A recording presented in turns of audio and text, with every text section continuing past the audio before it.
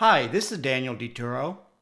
Are you taking or considering taking an iron supplement for anemia or because you feel tired? In this video, I share why is iron essential, iron and ferritin, health risks due to iron overload, medically reducing high blood iron levels, sources of dietary iron, and foods that increase and decrease iron absorption. Dietary iron is essential because your body cannot make it. Your body uses iron to make the protein hemoglobin in red blood cells to carry oxygen throughout your body. Iron is also needed to make the protein myoglobin that provides oxygen to muscles. Some hormones also need iron. Most people associate iron with red blood cells. Red blood cells store most of the body's 3 to 4 grams of iron. The rest is stored in your liver, spleen, pancreas, and bone marrow as the protein ferritin. Small amounts of ferritin are released into the bloodstream to create new red blood cells. When red blood cells die, iron is also released back into your bloodstream. Your doctor uses blood tests to check for red blood cell size, color, and percentage, hemoglobin, and ferritin.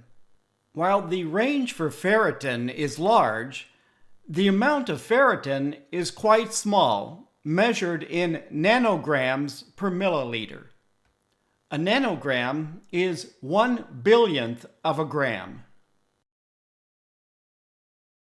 Unlike excess water-soluble vitamins removed by your kidneys, your body stores some minerals, including iron. Most people associate iron with red blood cells and anemia. A solution for iron deficiency anemia is eating more iron-rich foods.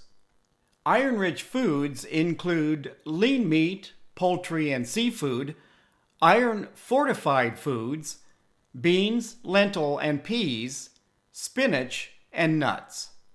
For most healthy people, the risk of too much food iron is low. The risk increases when taking iron supplements. Most minerals have tolerable daily upper limits. For iron, it's 45 milligrams.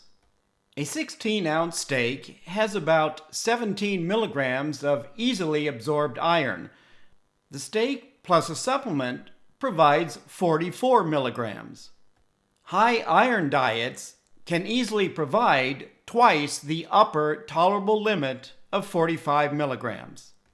Diets high in red meat are not only high iron diets, they're linked to chronic inflammation that increases blood ferritin levels.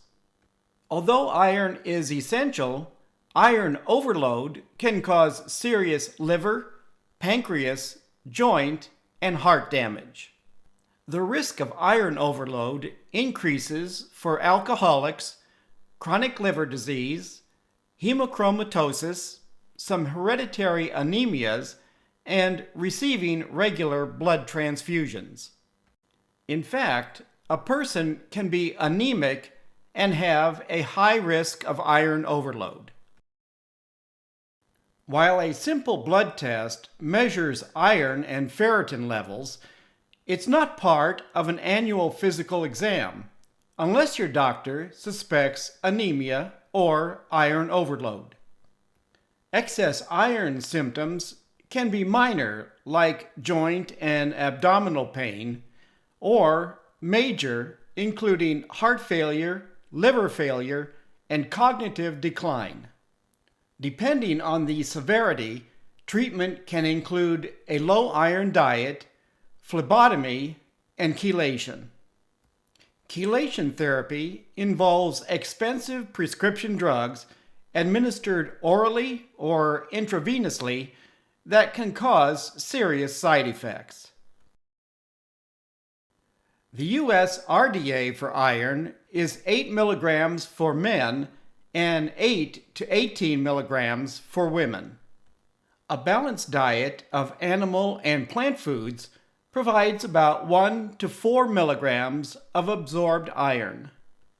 Fortified cereals and many plant foods are good sources of iron, but it's not in an easily absorbed form. While a serving of animal foods appears to have less iron, it's in a more easily absorbed form. One 16-ounce hamburger provides a day's worth of iron, excluding the cheese, bacon, and bun. Unlike anti-nutrients that decrease nutrient absorption, some foods increase iron absorption. Foods high in vitamin C increases iron absorption.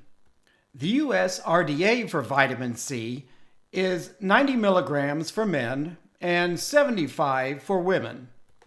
Millions of people take high-dose vitamin C supplements for a variety of reasons. Vitamin C is also used as a dough conditioner and antioxidant in prepared foods. You'll find it in the ingredients list as ascorbic acid. Unfortunately, the new nutrition facts label no longer lists vitamin C. Meat, fish, and poultry increase plant food iron absorption. Limiting portion sizes to 3 to 4 ounces and frequency may help reduce ferritin levels. Sugar, including high fructose corn syrup, also increases plant iron absorption. And it doesn't matter if the sugar is refined, raw, or natural. Reducing sugar in your diet does not mean eliminating natural sugars from sweet fruits. It means reducing added sugars from highly processed foods. Some fad diets tell people to eliminate all foods with anti-nutrients. 2 iron-reducing anti-nutrients are phytates and tannins. Phytates come from whole grains, beans, nuts, and seeds. Tannins from tea, coffee, and some beans. Tannins in tea and coffee reduce iron absorption. Tannins are in green and black teas, not herbal teas. Another way to reduce iron absorption is by replacing refined grains with whole grains. Whole grains are also anti-inflammatory, reducing chronic inflammation and blood ferritin levels. The takeaway from this video is that iron is an essential nutrient, but too much iron can cause serious organ damage. If you eat an iron-rich diet or take iron supplements, beware of iron overload symptoms. Please leave a comment if you have any questions about this video. Thank you for watching and healthy eating.